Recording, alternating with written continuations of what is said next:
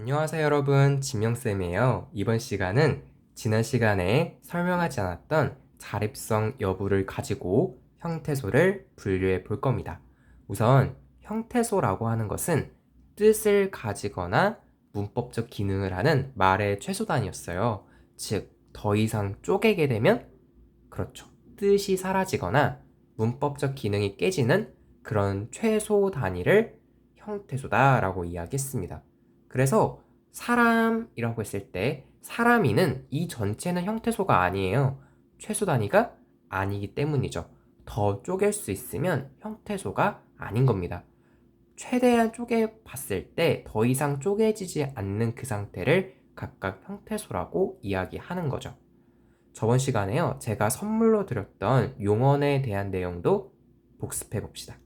용언은 활용을 하는 애들이었어요. 즉 동사와 형용사였고, 동사, 형용사 모두 활용을 하는 부분과 활용을 하지 않는 부분, 즉 활용을 하지 않는 달리, if와 같은 어간, 그리고 활용을 하는 말의 꼬리, 어미로 나뉘었습니다. 그러면요 여러분, 용어는 이 전체인 용어는 형태소일까요? 형태소는 더 쪼갤 수 있으면 형태소가 아니죠. 최소 단위가 형태소입니다. 용어는 그 자체는 형태소가 아니에요. 용어는 더 쪼갤 수가 있죠. 용어 내에 어간과 어미가 형태소인 겁니다. 괜찮나요? 그래서 용언의 어간처럼 실질적 의미가 있는 애들을 실질 형태소다 라고 이야기했고요. 어미처럼 실질적 의미는 없고 문법적 기능만 하는 애들을 형식 형태소다 라고 이야기했습니다. 여기까지가 지난 시간 내용이고요. 우리는 오늘 형태소를 자립성을 갖느냐, 갖지 않느냐를 기준으로 나눠볼 거예요. 자립성이라는 말은요, 띄어쓰기가 가능하다라는 뜻입니다. 선생님, 이게 무슨 말인가요? 예를 들어볼게요. 나는 너의 친구이다. 여러분이 먼저 이 예문을 형태소 단위로 잘게 쪼개보세요. 여러분이 먼저 쪼개본 것과 제가 쪼개는 거를 그냥 받아들이는 거는 다릅니다. 여러분이 먼저 해보셨다라는 전제하에 저도 수업을 해볼게요. 나는 너의 친구이다. 어떻게 쪼갤 수 있을까요? 일단 나는 할 때 나와 너는 더 쪼갤 수 있죠. 이때 이런 나를 우리는 실질 형태소 체언이라고 이야기했고요. 는을 조사라고 이야기했습니다. 그리고 너에도 쪼갤 수 있죠? 너 그리고 애로 쪼갤 수가 있어요. 이걸 쪼개는 거 여러분이 힘들어 하실 것 같았어요. 친구이다. 일단 친구 쪼갤 수 있겠죠. 친구.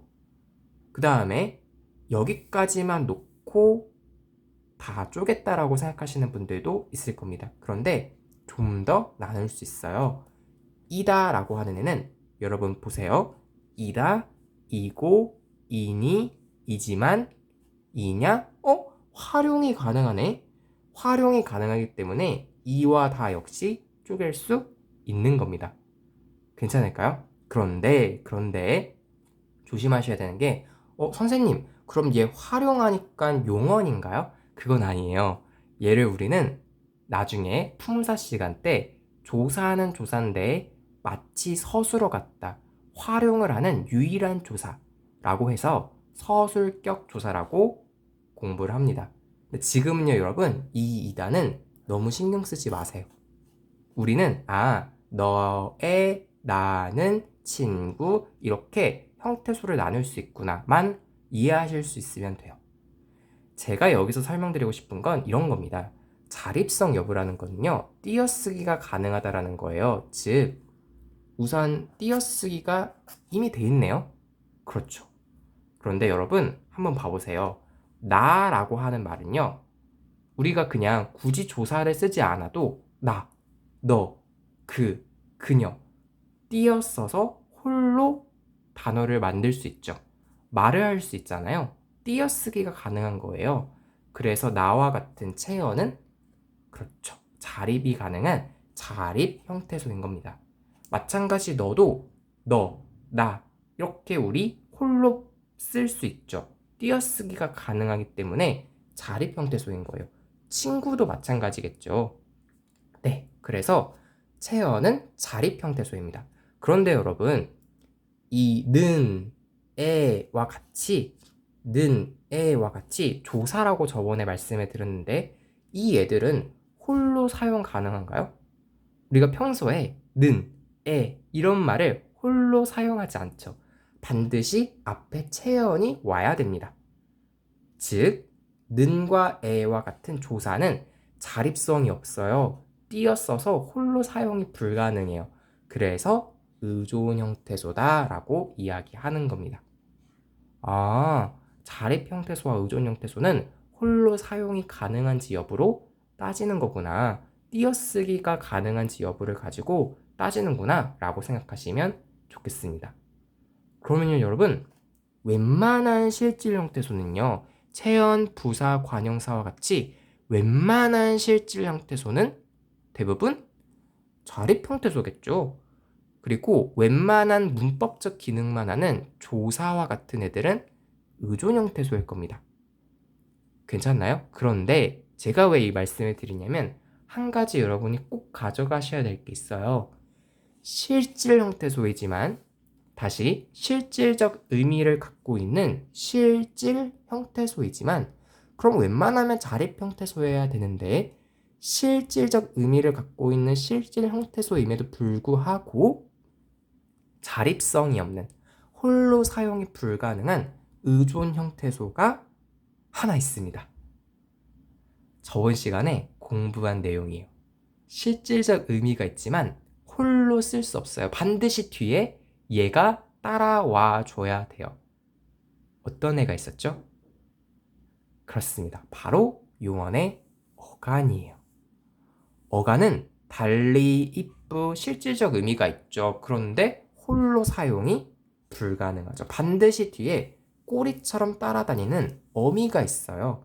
그래서 여러분이 기억하셔야 되는 건 실질적 의미가 있음에도 불구하고 의존 형태소, 즉 자립성이 없는 어간을 기억하셔야 됩니다.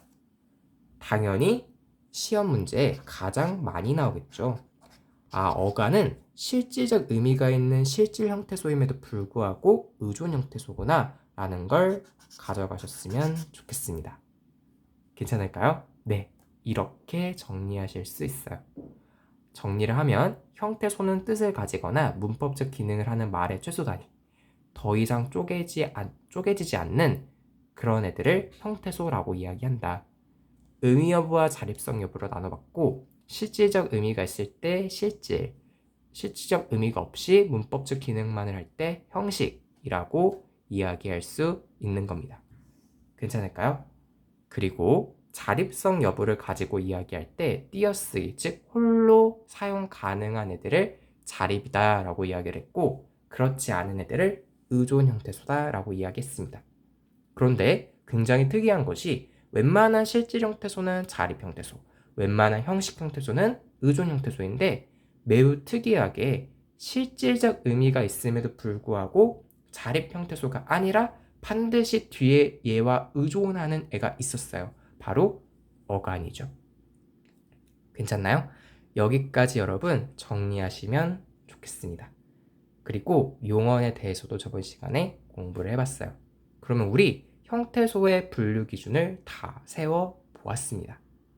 다음 시간에 우리가 공부할 내용은요, 여기서 우리가 설명하지 않은 단어가 딱 하나 있어요. 바로 어근과 접사입니다. 이 어근과 접사는요, 여러분이 단어라는 거를 공부할 때 반드시 필요한 애들이에요. 많은 분들이 어간과 어근을 헷갈려 하십니다. 그리고 조사, 어미, 접사를 헷갈려 하세요. 제가 헷갈리지 않게 정리해 드릴 거예요. 다음 시간 많이 기대해 주세요. 오늘 수업은 여기까지고요. 이 영상이 마음에 드셨다면 구독과 좋아요, 알림 설정까지 꼭 해주세요. 여러분 수고 많이 하셨고요. 다음 시간에 봅시다. 안녕.